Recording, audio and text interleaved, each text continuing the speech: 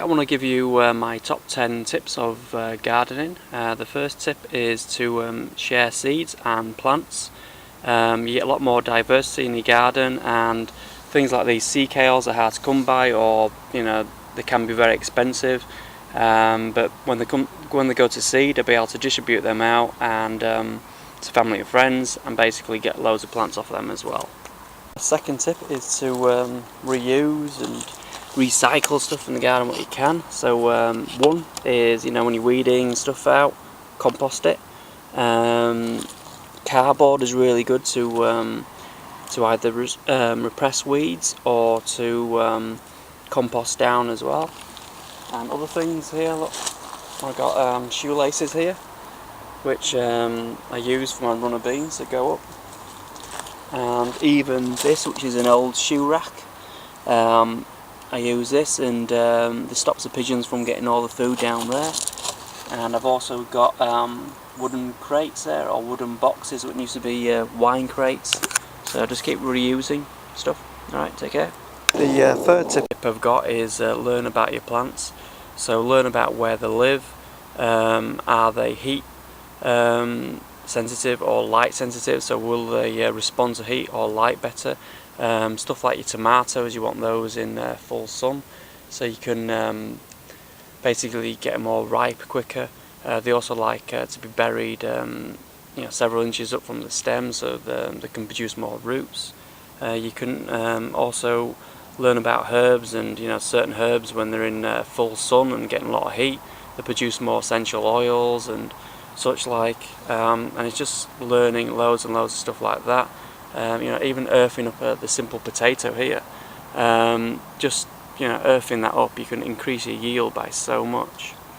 Okay, right, my fourth tip is to move on. So I've tried in the past on this stretch of ground here to grow asparagus and artichokes, whether or not there's not enough light, or it doesn't like the soil, or the pests, I don't know, but I've found something that I like anyway, the sea kale and some other things. Planted it up and they work, so move on and look for new stuff. If something doesn't work, then grow something different.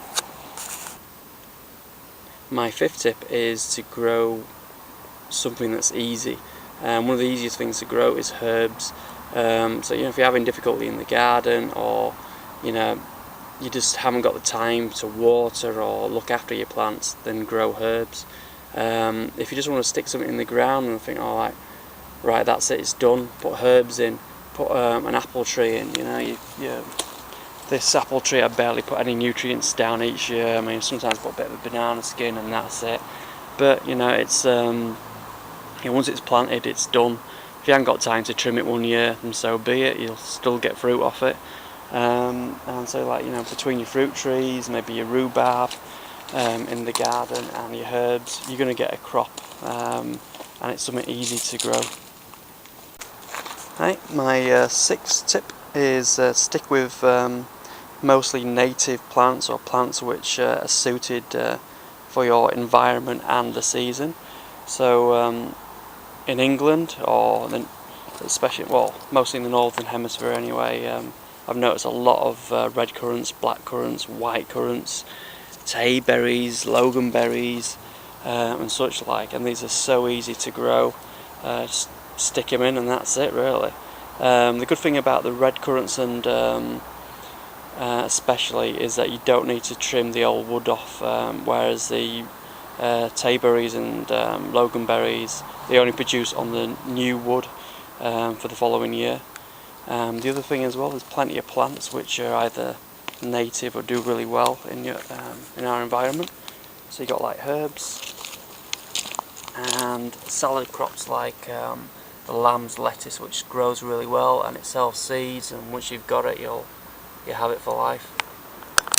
The seventh tip I've got is to make sure you've got a crop. So if you plant things like apple trees, herbs, berries, and you've also got foraging as well to do, then with all these aspects and all these different plants and varieties in your garden, and the fact that you can forage as well, and your plants around you, you can guarantee that you're going to get a harvest. which is one of the main things you're after, isn't it? Otherwise, what's the point? The other thing as well is that, you know, by growing stuff like apples, soft fruits such like kales, you can learn how to either freeze them or process them, and to keep them for over winter as well. So to make sure you got constant food, there's always something that's either grown in your garden or from your garden, 365 days a year. The eighth tip that I've got is basically to as I mentioned before, with the you know, compost all your waste in the garden, except for perennial weeds. And with the compost that you make, you can make compost tea. So just put the compost that you've made into a solution of water, dilute it down. Once you've got the solution and left it there for a day or so, dilute it down into a watering can, and dilute it so it looks like wheat tea, and then just water all over the garden, and that'll guarantee you've got plenty of nutrients and micronutrients and such like, and trace minerals within the soil. My ninth tip is to grow things in containers as much as possible.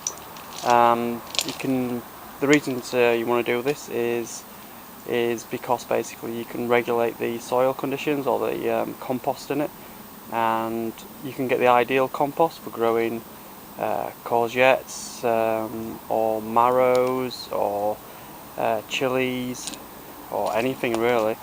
You can get special mixes already pre-made for you if you don't want to do any of the work, or if you don't want to make your own compost. And you can get the ideal things. So for blueberries, you can get the acid soil, and instead of, like, you know, you can't really change your whole garden into acid soil or compost, but what you can do is buy the acid soil and plant the blueberries up.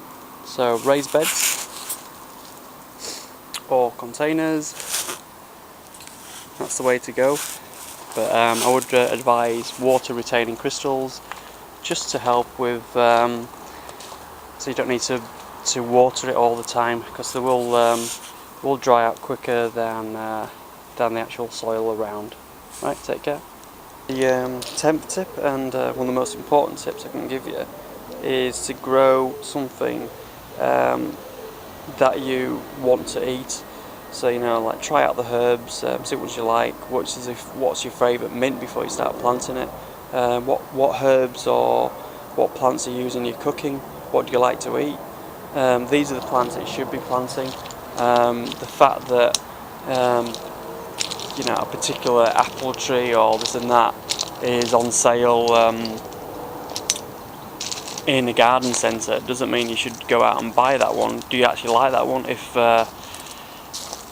If you like Bramley apples and you use them every year for, like, cooking like I do, then get a Bramley apple tree. If you don't like red apples, don't buy a red apple tree. Just buy what you actually physically want to eat, and then when you do get a crop and a harvest, you know, you're thinking, this is great. This is, you know, the food that I would have gone out and bought right now. So it's a little tip. You'd be surprised about how many people actually have so much stuff in the gardens, and you ask them, alright, is that alright? Well, I don't really like it, or, you know, I mean, I myself, I've got this pear tree here. I don't really eat that many pears, but you know, I've got one, but I wouldn't have like 10 pear trees. I've got this one that produces a lot of fruit, and I've got 2 other pear trees down there, which are more just for shelter, because they come out with leaves very early in the year. But you know, mostly I've got apples and plums, loads of apple trees. There's 1, 2, 3, 4, 5, 6, 7, 8 apple trees. Apples is what I eat the most, and apples is what I've got the most of. And one extra bonus tip as well: if you go to your local garden centre, they will have the plants which are suited for where you live. So if you went to a home base down south, for instance, in England, you would probably see loads of, well, not loads, but you would see quinces as a tree they might be selling. But if you come up north, most garden centres would not have it. and this is because it likes a lot more sun and heat than we have up north, and it will be struggling a bit. Also, garden centres are seasonal, so if they're not selling it in a garden centre, there's a reason to it. So it's either not the right time to plant it, or it's not the right environment to have that plant. For instance, well, I'll mention about the quinces, but you also got Granny Smith apples, which don't do very well in the English climate, especially up north. And there'll be other things as well. So like they will sell melons, this and that, in summer, but that's like a greenhouse veg as well. So just look out and just ask the person who works there. But generally, if it's not in your home base or B&Q or whichever garden centre you shop at, there's a reason to it. And if you went and bought whatever you're looking for online, there's a good chance it might not work in your area. So research it and then plant it. Alright, take care and bye.